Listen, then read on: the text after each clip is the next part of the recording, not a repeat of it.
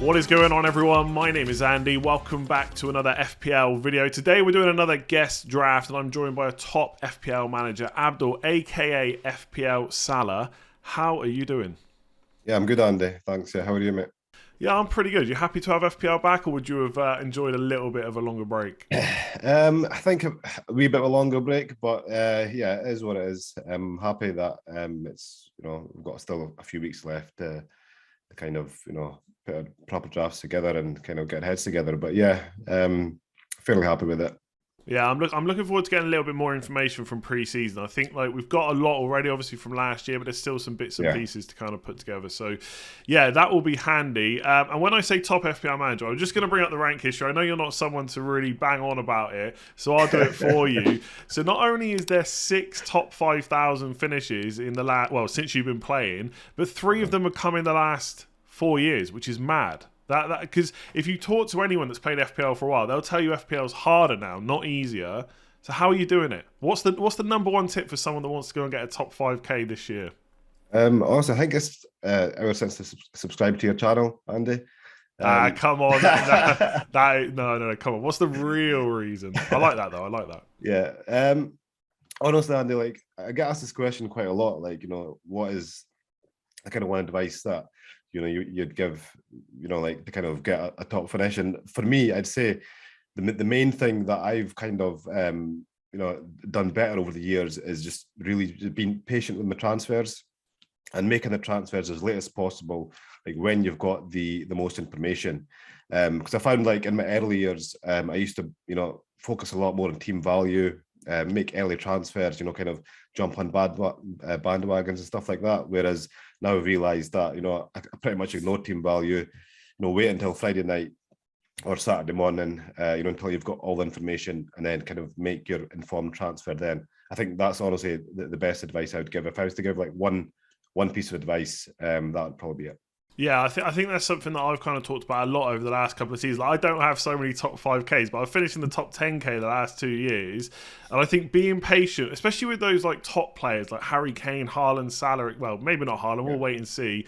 Salah is just being like a bit more patient, right? I think if you've identified that that's a good player, they haven't just become a bad player overnight in most situations. So yeah, I kind of completely totally. agree with that. So let's see if you can get your 4th one in 5 years. That would be insane. Yeah, hopefully. Good luck for this season. All right, let's take a look at the draft. Now, as always, I'm going to do all the caveats at the start, right? This is pre-season. Things will change. We're going to get new player information from pre-season and stuff like that. So there might be some changes to this.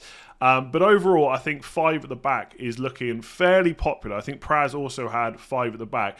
Do you see yourself coming away from that at all? Do you think there's enough kind of players on the bench to be comfortable doing that? At the moment, I think no, I think it's going to be either a 4 or a 5 at the backhand. Like, if I know we've got some, like, 4 million kind of options emerging in the defence, such as Nico Williams, and I think Nat Phillips will be an option soon as well. But no, I think there's so much good value there. You've got Chilwell, James, Trent, Robbo, Cancelo. I mean, who's really kind of going to give you better value, per points, than those players. So yeah, at the moment, I'm struggling to see how I would kind of move away from a big 4 or 5 at the back. Do price points and stuff kind of worry? Because the only thing, and by the way, I love the 4 and 5 at the back premium defenders, right? It just looks incredible. But I think when you spread that money around, it's a little bit more difficult to get it into the attack if you need to. Like, I think if you've got like an £8 or £9 million midfielder and you want to swap to a different attacker, you can do it in 1 or 2 moves. Whereas if you need to sell those defenders to get that, like to go from a Neto, for example, up to another 8 million, for example, you'd probably have to sell at least 2 defenders and you'd have to transfer Neto. So you're looking at 3 moves. Does that worry you at all, or do you just think if you've identified that's a good move at the start, you would just stick it out at least for a few weeks? Yeah, I think I'd stick out, Andy. And the thing is with this season as well is that because we need to use the first wild card before the World Cup, right? So I think you're probably going to use your first wild card. I'd say maybe in the first 8 game weeks, when the first international break is after game week 8, because then you're setting up for game week 9 and up until the World Cup, which is when we get unlimited transfers again. So I think the start of this season is like it's kind of a kind of selection of sprints rather than, you know, like a marathon, which is how, you know, a usual FPL season is. So I'm a bit less scared to kind of go it all in at the back this season than I would in a normal season. Normal season, I'd kind of, you know, take what you said into consideration, and it's true this season as well. But I just think that even with that caveat, I think even, you know, if you just look at the history of these players, like, you know, the wing backs, it's not only the, you know, we know that it's not only the clean sheets that you know, we sign these players for, you know, like the Chilwells and James and Robos. It's the attacking threats as well. So I wouldn't, you know, I mean, if an 8 million, you know, midfielder emerges that, you know, game week 1, say for example Mahrez or a Foden gets a brace, I wouldn't kind of be knee-jerk and you know, straight away, you know, to kind of go for those midfielders and, you know, start getting rid of mid defenders. So I know there is that fear there, but I just think I think initially you just got to trust your initial game week 1 team, you know, trust that the players that you're picking are good, and you know, and then on top of that, I think this season is a bit of a kind of asterisk as well in that sense, is that because that, you know, it's, I think I don't think we need to plan as long as we usually would. I think what you just said there also goes back to what you were saying about the high rank, about being patient. I feel like sometimes when people chase bandwagons, there's no new information. If Foden or Mahrez get a brace game week 1, that's not new information. We already know they're great players. You've just made that choice in game week 1 not to get them. And again, them playing Bournemouth at home in game week 2, that is not new information. So if you've made that decision, unless they're suddenly playing in a different position, which seems extremely unlikely, then that shouldn't really affect your kind of transfers going forward. So yeah, I kind of get where you're coming from with the 5 at the back and not being worried about going to a different 8 million. And if there is one that you really have to have, you've got the Saka slot anyway, right? You can just have an £8 million player in there. Team, there was actually a question specifically about wildcards. I'll just quickly bring it up because you've pretty much touched on it anyway. Mm-hmm. But is that the only thing that's really changed for this team? Is in, like, you're just not as worried if it goes wrong because the early wildcard pretty much has to happen. I don't think there's any debate around that. I think game week 6 to 8, maybe some people will stretch to game week 10. It will have to be you. So is that the only slight difference to how you'd pick a team normally? Yeah, to be honest, I probably would be picking pretty much the same team. Just because, I mean, it's just the way that FPL have actually priced the players this season. You know, they just made, like, you know, certain players so cheap, like, you know, like to Trent and Robbo. So I mean, it's like you're just picking the best players in each position, and you're just managing to get such a good squad together, and that happens to be, you know, like you know, the kind of the most optimal squad, which is looking like at the moment is, you know, like the 4 or 5 at the back. So in terms of picking the squad, it'd probably be the same, but it's just having, you know, the only thing that's different, I guess, is having that kind of, you know, reassurance of that safety net of a wild card. And I wouldn't even mind, you know, I guess at the moment I'm planning to use the wild card, you know, after game week 8, you know, when the international break is. But if I need to use it after game week 3 or 4, I don't think I would have any qualms doing that either. Good stuff. Let's talk about some specific picks. So right now you've got 3 Chelsea defenders. So some people are even like worried about having more than one. I think there has been quite a bit of conversation about 4 at the back.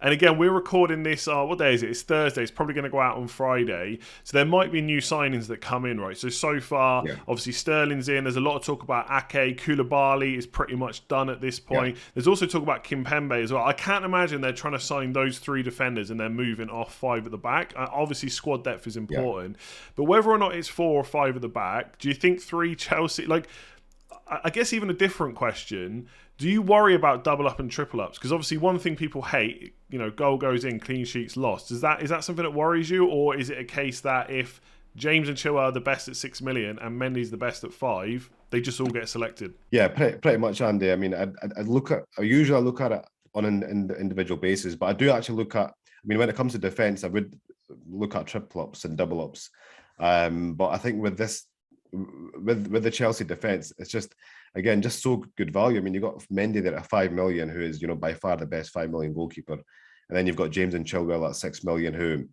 you know, are not only going to get clean sheets but are going to get, you know, attacking returns as well. So I think once you get over that fear of, like, you know, that, you know, triple Chelsea defence, you know, 1 goal can kind of ruin the clean sheets. You've got to think that, you know, there's a big chance, you know, a good chance they'll get attacking returns as well. And yeah, so I just think at the moment, that's where I am at the moment. Again, as you said, with the signings that they're going to make, with Koulibaly almost coming in, they're very likely going to be the third best defence in the league again. After City and Liverpool. So, and then again, as I was mentioned earlier, with a kind of early wild card, I don't really feel this is a team that I've got to commit to, for a long period of time. So yeah, I wouldn't mind going with a triple Chelsea defence, and it's not something that I would kind of be too scared of at the start of the season. Yeah, I gotta be honest. I was kind of almost locking in James and Chilwell no matter what, even if they went to 4 at the back. But if they do sign Koulibaly and they get Kimpembe and Ake comes in, so it looks like they're going to play 5 at the back, I think James and Chilwell are because you've not got Perisic, for example, and I like the idea of Perisic. I think he could be a good option, and we'll talk about him in a sec. But I just think James and Chilwell are probably clear of him, and I think if you add Mendy for 5, like you said, that short-term window that if you have to wildcard early, it's not much of an issue. I kind of like it as well. I guess the only thing it does is blocks an easy route to a Chelsea attacker. But again, you'd just be making that decision early that you don't need Mount or you don't need Havertz or someone like that. What do you think about Perisic? Do you like him as an option, or because obviously you don't have him? Not that any of the defenders you've picked are bad, but what's your thinking with Perisic? The thing with Perisic, Andy, is I just think at the moment there's just so much uncertainty around his game time. I mean, we've seen the kind of stats of him under Conte and last season, Inter Milan, and the thing is, like, when I pick my game week 1 squad, I try and pick the most kind of nailed players, as possible. So I mean, if you look at that squad there, I mean, I guess the biggest kind of you'd say rotation risk is probably Neto, a 5.5 million, from the starting 11. So I think the likes of I've seen a lot of people, the likes of Perisic in their teams, Martinelli and okay, they're good picks at their price, but they're not totally nailed. So I think that's the only thing putting me off Perisic. And I don't think he's played a game yet for Spurs as well. I think Sessegnon got the last game in the friendly against him, so I don't know where he is fitness-wise, this season, whether he's going to be fit enough to start the season. So at the moment, there's just too much kind of uncertainty around him. That could change, obviously, come up to game week 1. And one of James or Chilwell, could well make way. 0.5 cheaper, and I could upgrade somewhere else. But at the moment, I think, as you said, James and Chilwell are a bit ahead of Perisic at the moment. Yeah, I think Perisic picked up an injury, I think in his last game for Inter, which is why he's not been training yet, but I think he's close. But I mean, given how Conte is running them into the ground, maybe he'll have to spend a few weeks to get up to that point, because I think they were doing like 24 or 42 laps after 2 hours of training in the heat, which is pretty mad. But yeah, he should be training soon, so we'll have to wait in pre-season to see kind of how many minutes he gets and whether he's up to scratch. I might be remembering this wrong. I can't find it now. But I thought I remembered you tweeting about how good Harry Kane looks, possibly, and even having him maybe. Am I wrong about that? Ahead of Haaland? No. So I basically had a look at the first 8 game weeks, and then I just look at the best captain options, and obviously, basically, it was like, Kane or Son were coming up, in 3 of those fixtures as the best kind of captain. Salah for 2, and I think it was Haaland for 1. And I just thought that, basically I just kind of thought, the kind of difference between Haaland and Kane is minimal at the moment for the start of the season, but obviously the percentage ownership, doesn't reflect that. Haaland's ownership at the moment is like 64%, whereas, Kane is like 16%. So at the moment, I've got Haaland in my team, but he's not like a total nailed pick at the moment. I could still go Kane instead. Excuse me. So yeah, I just think that the choice between Haaland and Kane game week 1 is really close. If you look at the actual fixtures, Andy, from game week 1 to 8, you'd probably captain, if you had Kane, you'd probably captain him more than you would Haaland in those first 8 game weeks. So yeah, I just think it's a lot closer than what Twitter suggests at the moment. Yeah, the ownership differences are pretty crazy. I've actually found your tweet about captains for the first 8 game weeks. So you've only got Haaland in there twice, but the interesting thing is Haaland's in there twice in the first 5.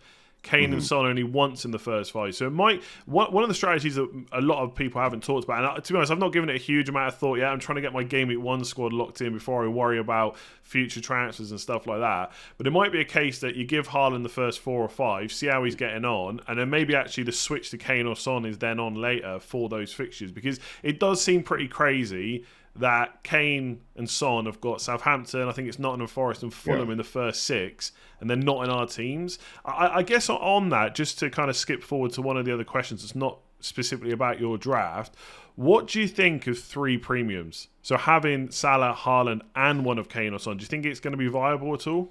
You know what, actually, I think when I sent you my draft yesterday, and I actually had a little play around with a freemium draft, and I honestly think that it is viable. Again, going back to the fact that we've got the early wild card, that kind of further boosts that kind of notion of the freemium, and you can actually get a really, really good team, with like Haaland, Kane, and Salah in there, and and it's not like really you're kind of sacrificing many other spots.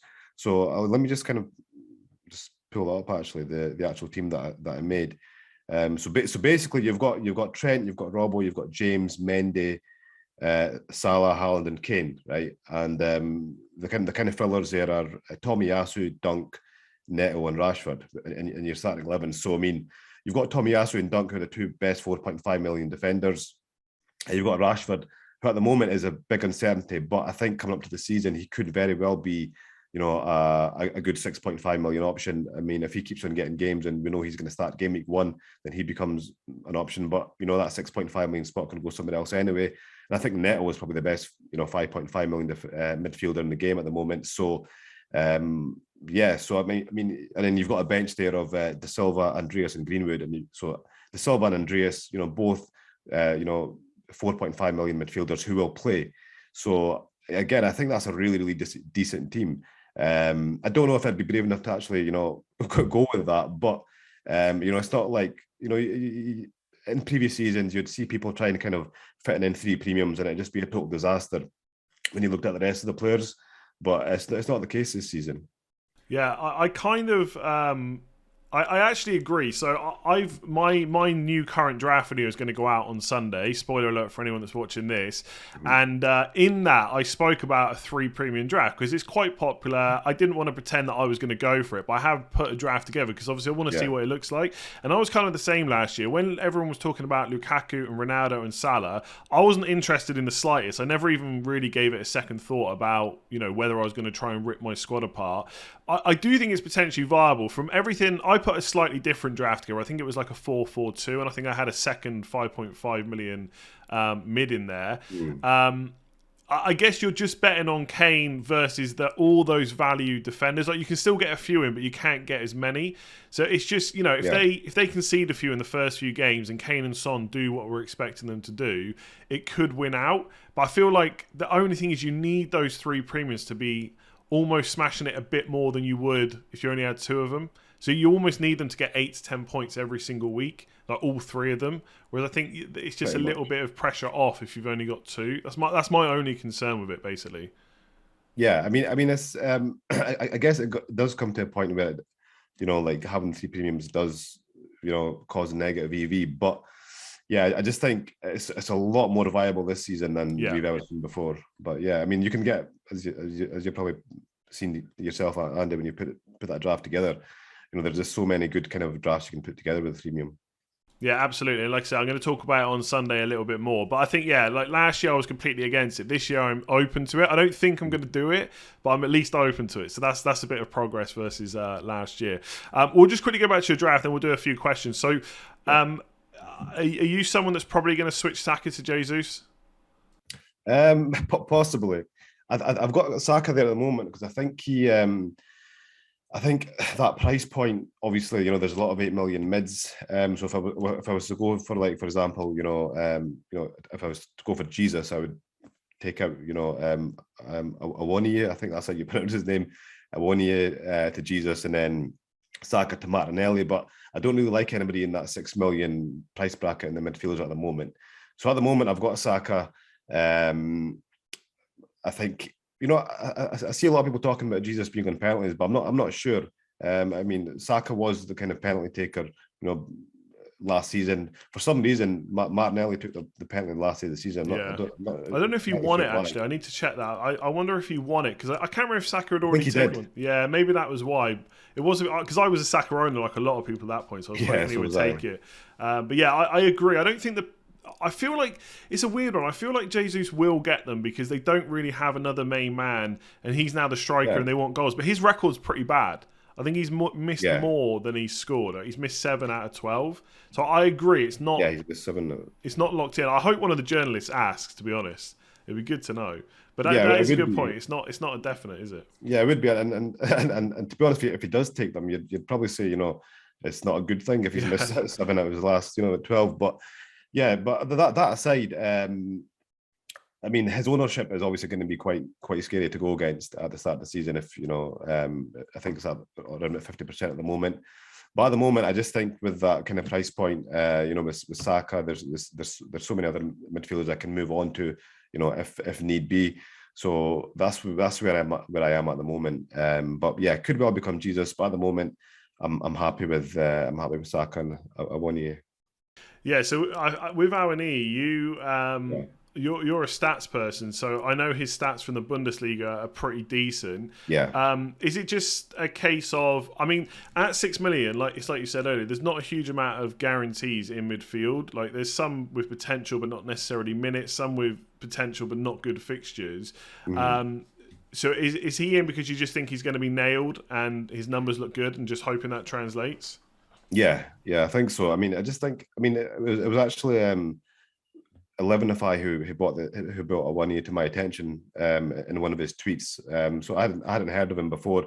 Had a look at his stats, from when he was playing for Union Berlin in the Bundesliga, and yeah, very impressive. And he kind of there was comparison between him and Tony and DCL as well, and he kind of blew them both out the water in terms of their stats as well. So yeah, I was quite impressed, with the 6 million, forward.